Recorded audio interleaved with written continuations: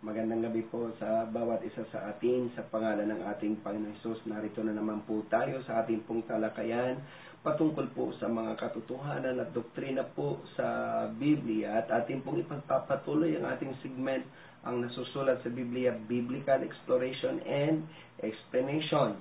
Ang topic po natin ngayon, mga kapatid, ay tungkol po kay Kristo, at ang ating pong bibigyang linaw na katanungan ay paano po ba si Kristo naging 100% na tao at naging 100% na Diyos? I would repeat, paano po ba si Kristo naging 100% na tao at naging 100% na Diyos?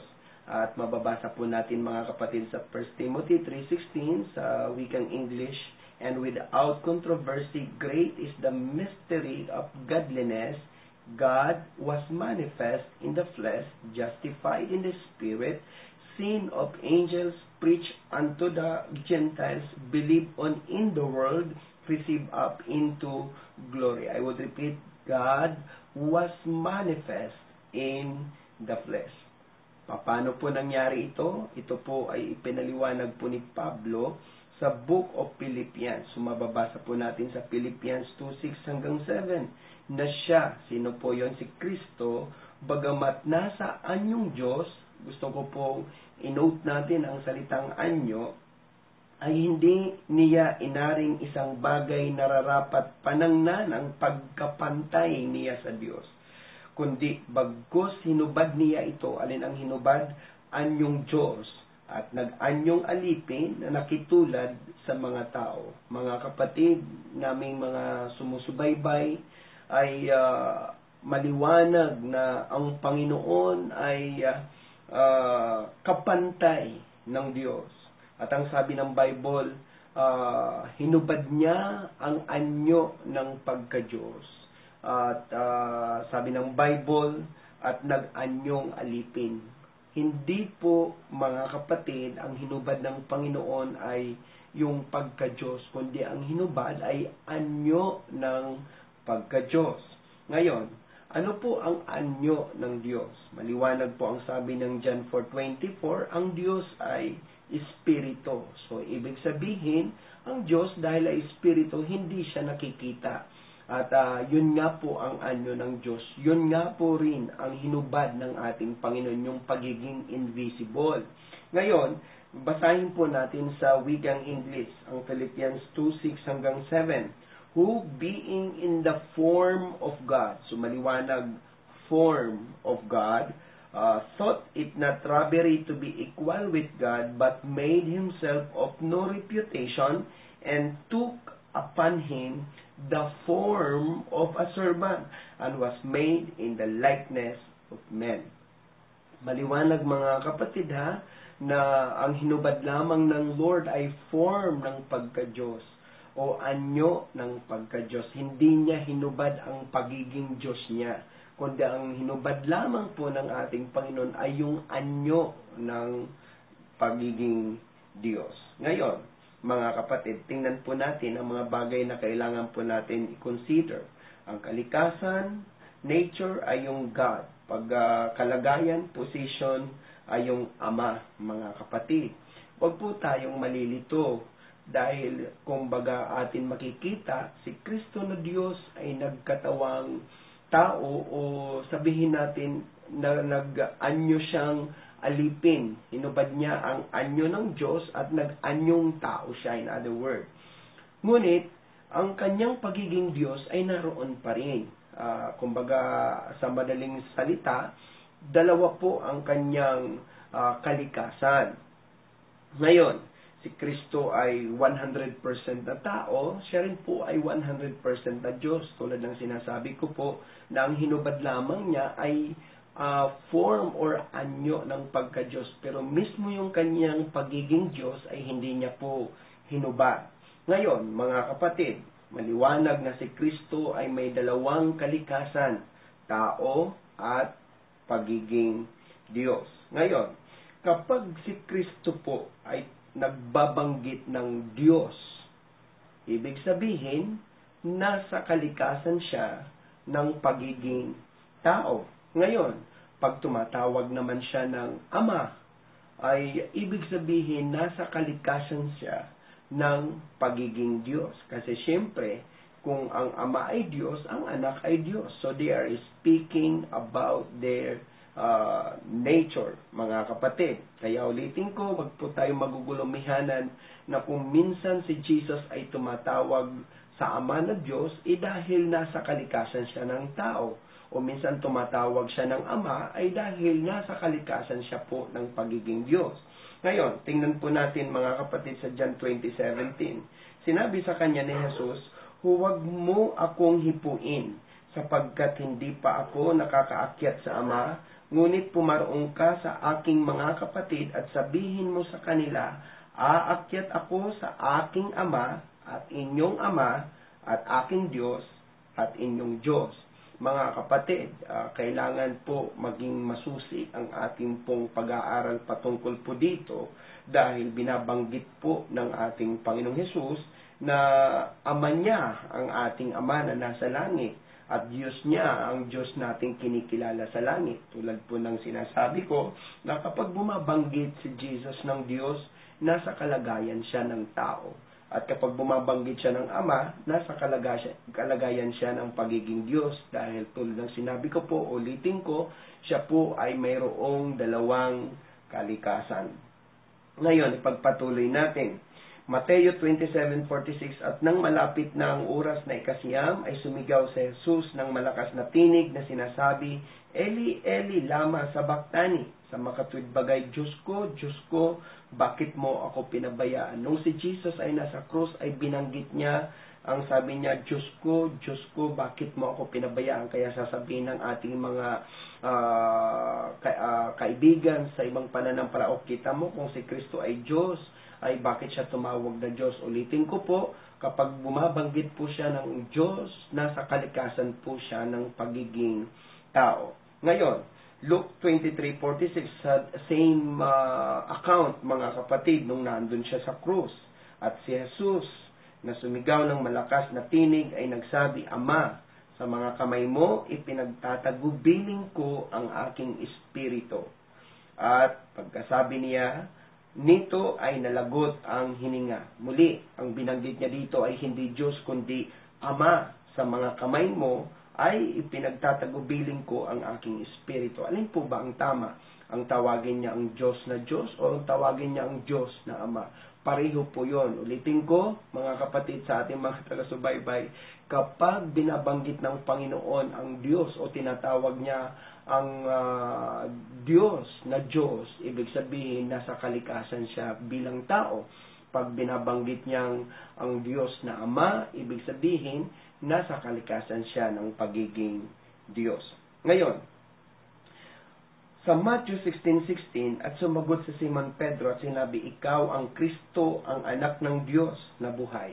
Ito po mga kapatid na mahirap ito tanggapin yung si Kristo ay anak ng Diyos. At dito po sa Mateo 17:12, "Datapwat sinabi ko sa inyo na naparito na si Elias at hindi nila siya nakilala, kundi ginawa nila sa kanya ang anumang kanilang iniibig, gayon din naman ang anak ng tao ay magbabata sa kanila." Mga kapatid, ang scripture ay parehong bumabanggit ng patungkol kay Kristo na una, siya po ay anak ng Diyos.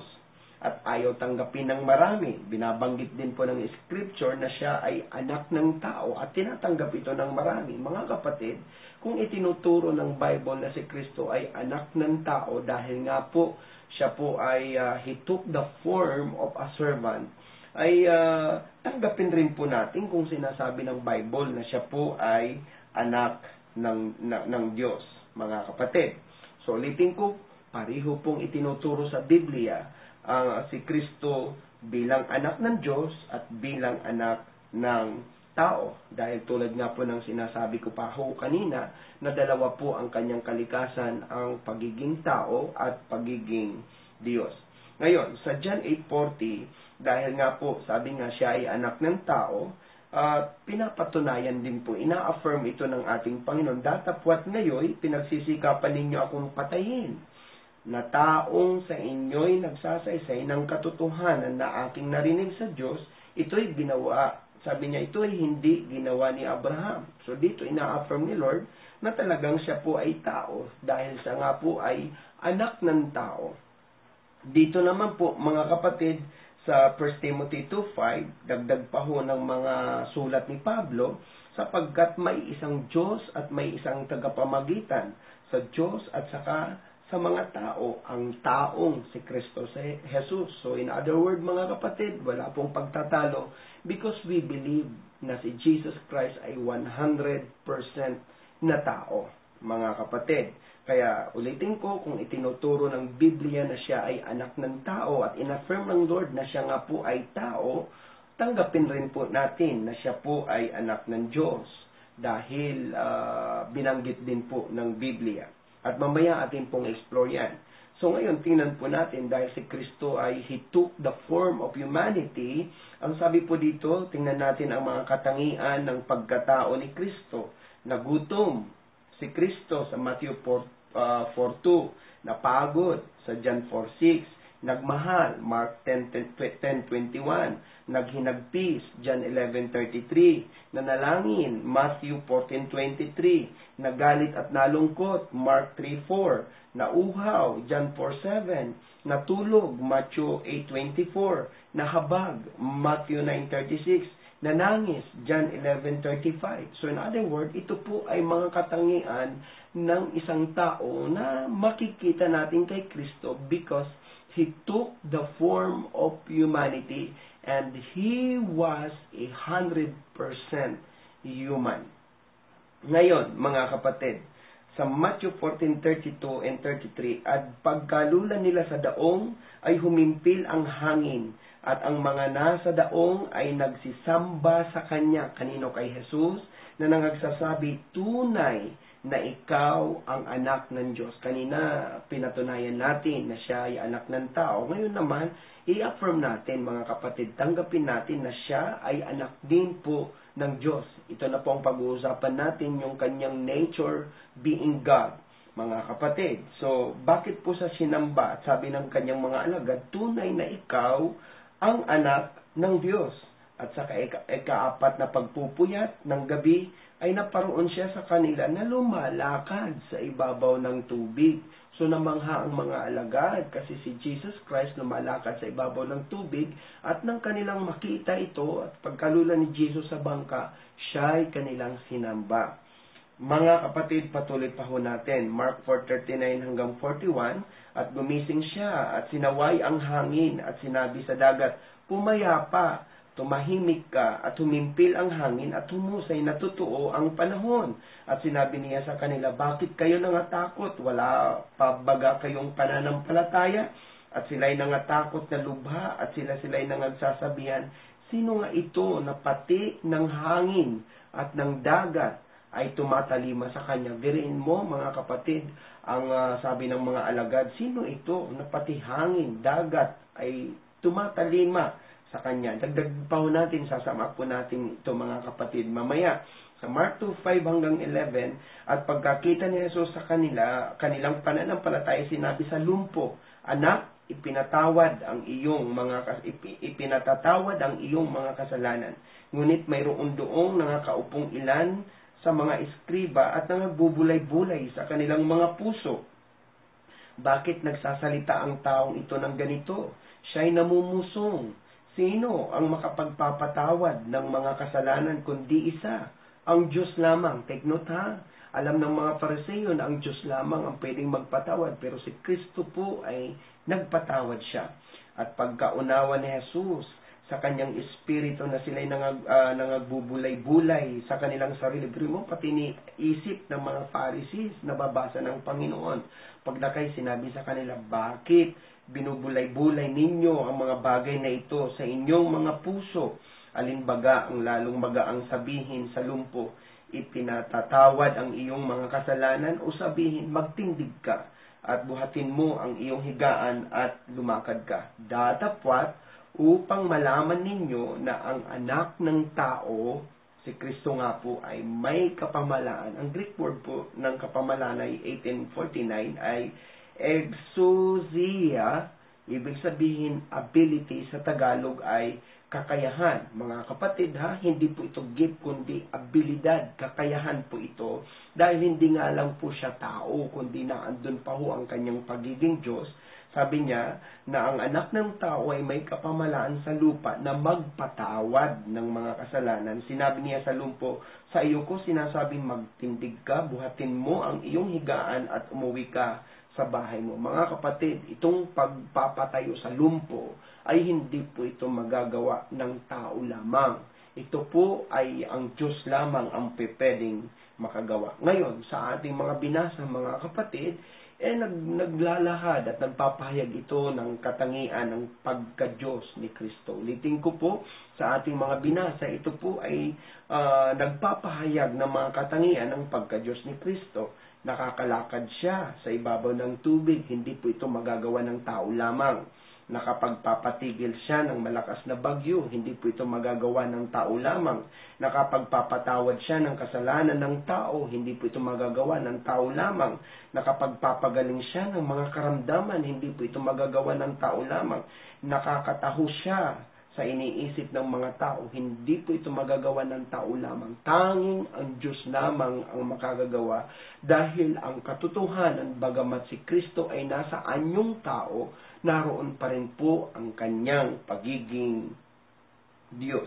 Numbers 23:19, ang sabi ng marami, ang Diyos ay hindi tao na magsisinungaling. Biniligtad nilang Diyos ay hindi tao, ang tao ay hindi Diyos. So ituloy natin, ang Diyos ay hindi tao na magsisinungaling, ni anak ng tao na magsisisi. Sinabi ba niya at hindi niya gagawin? O sinalita ba niya at hindi niya isasagawa? Take note ang Diyos ay hindi tao na magsisinungaling. Ngayon, ang tanong, si Kristo po ba ay nagsinungaling? Kasi kung tao lang siya, ang sabi dito, ang tao ay nagsisinungaling. Ang Diyos lang po ang hindi nagsisinungaling. Ngayon, kung sinasabi natin si Kristo ay tao, dapat nagsinungaling siya. Pero sabi ng Bible sa 1 Peter 2:22 na siya'y hindi nagkasala. In fact, sabi nga ng Bible, ang lahat ng tao ay nagkasala. Kaya kung si Kristo ay tao, therefore nagkasala siya dapat. Pero maliwanag nang sabi na siya'y hindi nagkasala o kinasumpungan man ng daya ang kanyang bibig. Hindi siya nagsinungaling, hindi siya nandaya. So therefore, si Kristo talaga ay maliwanag na hindi po siya ordinaryong tao. Siya po nga po ay he took the form of the humanity, pero yung kanyang pagiging Diyos ay naroon pa dahil ang kanya lamang hinubad ay ang anyo or form ng pagka-Diyos. Sa John 1:1, nang pasimula siya ang berbo at ang berbo ay sumasa Diyos at ang berbo ay Diyos. At ang sabi po dito sa 14, at nagkatawang tao ang berbo. Muli, balikan natin mga kapatid bago natin ipagpatuloy. Ang binasa po natin sa Numbers 23:19, ang Diyos ay hindi tao. Baliktarin man natin, ang tao ay hindi Diyos, pero hindi sinabi na ang Diyos ay hindi pwedeng magkatawan tao. Kaya maliwanag na si Kristo ay nagkatawan tao, mga kapatid. Nang pasimula siya, ang berbo ay Diyos at nagkatawan tao ang berbo at tumahan sa gitna natin at nakita namin ang kanyang kaluwalhatian. Kaluwalhatian gaya ng bugtong ng Ama. Ibig sabihin, nakita ang kaluwalhatian ng mga alagad ng pagiging bugtong ng Ama. Kaya kung ang Ama ay Diyos, natural, ang Anak ay Diyos, nakita po yun ng mga apostol na puspos ng biyaya at katotohanan. Kaya mga kapatid, ang sabi pa ho sa 1 John 4:1-3, mga minamahal, huwag kayong magsipaniwala sa bawat espiritu, kundi inyong subukin ang mga espiritu kung sila sa Diyos, sapagkat maraming magsisilitaw na mga bulaang propeta sa sanlibutan. Dito'y makikilala ninyo ang espiritu ng Diyos. Ang bawat espiritong nagpapahayag na si Jesucristo ay naparitong nasa laman ay sa Diyos. I would repeat, ang espiritong nagpapahayag na si Jesucristo ay naparitong nasa laman ay sa Diyos. At ang bawat espiritong hindi pinapahayag si Jesus ay hindi sa Diyos, at ito ang sa Antikristo na inyong narinig na darating at ngayon nasa sanlibutan na.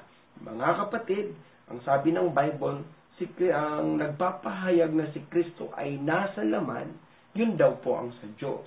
So ngayon mga kapatid, gusto ko lang po ipaunawa sa atin ang salitang nasa laman. Halimbawa, ako ay naparitong nasa kotse, sa ating mga taga-subaybay, sa ating mga skeptic na mga kaibigan. Ako ay naparitong nasa kotse. Ako ba ay kotse o ang kotse ay ako? Hindi po. Ako ay nasa loob lang po ng kotse.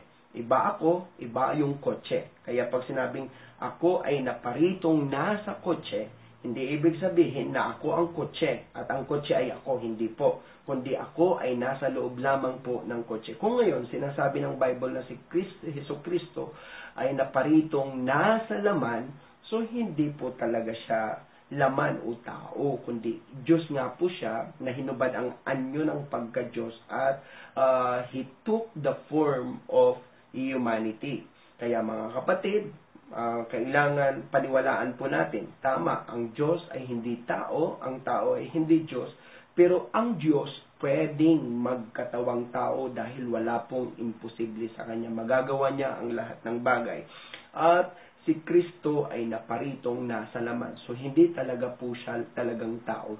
Talagang siya ang Diyos na nag-manifest in the flesh. Kaya ang mga nagsasabing si Kristo ay tao lang, hindi siya nagkatawan tao, tao lang. Ang mga nagsasabing si Kristo ay tao lang at hindi naniniwalang nasa laman, mga antikristo po ang definition po, undefined po ng Biblia yan. Kaya pareha po natin tanggapin, pag sinabing nagkatawang tao, kahit grade 1 uli, mga kapatid, maintindihan niya na pag nagkatawang tao, hindi siya dating tao, kundi nagkatawang tao. At pag sinabing nasa laman, ibig sabihin, hindi talaga siya laman o tao, kundi nasa laman lang po siya. Kaya, mga kapatid, ang sagot po natin sa ating katanungan, tunay na si Kristo ay 100% na tao at tunay din po na siya ay 100% na Diyos. Ulitin ko po, si Kristo ay may dalawang kalikasan. Mga kapatid, kalikasan ng pagiging tao, kaya nauhaw, nagutom siya, napagod, at kalikasan ng pagiging Diyos dahil siya po ay nagpapagaling, lumalakad sa ibabaw ng tubig, siya po ay bumubuhay ng mga patay, nagmimilagro. In other words, so ito ay magagawa lamang ng isang Diyos. Kaya muli, mga kapatid, si Kristo ay siya po ang Diyos na nag-manifest in the flesh. Muli, sana nakatulong po sa inyo ang ating pong talakayan at sa ating mga kaibigan na mga nanonood ngayon na nakakaranas po ng mga parang naguguluhan sa buhay, sa mga nangyayari sa kanyang buhay. Mga kapatid, kung nanonood ka ngayon, nakakaranas ka ng kagulumihanan sa buhay, nais ko po kayong ipanalangin. Yumuko tayo at tayo'y manalangin. Panginoon, sa mga kaibigan naming mga nanonood, mga kapatid naming nanonood, kung nakakaranas po sila ng kagulumihanan sa buhay, I pray na kayo po ang patuloy, Panginoon, na magbigay ng kapayapaan sa kanila. Bigyan niyo po sila ng matiwasay na buhay, Panginoon, na nanggagaling sa inyo. Alam po namin na ikaw ang Diyos ng kapayapaan. Amin po silang itinataas sa iyong pangalan. In Jesus' name we pray.